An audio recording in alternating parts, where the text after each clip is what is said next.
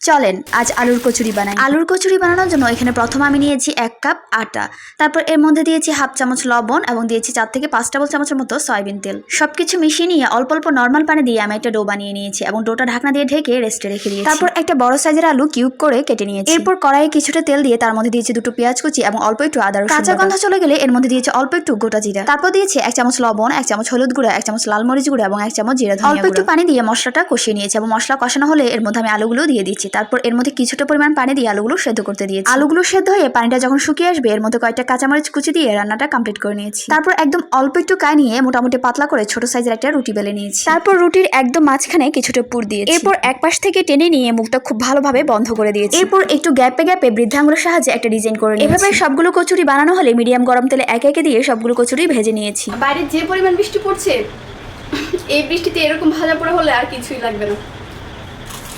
তো আজকে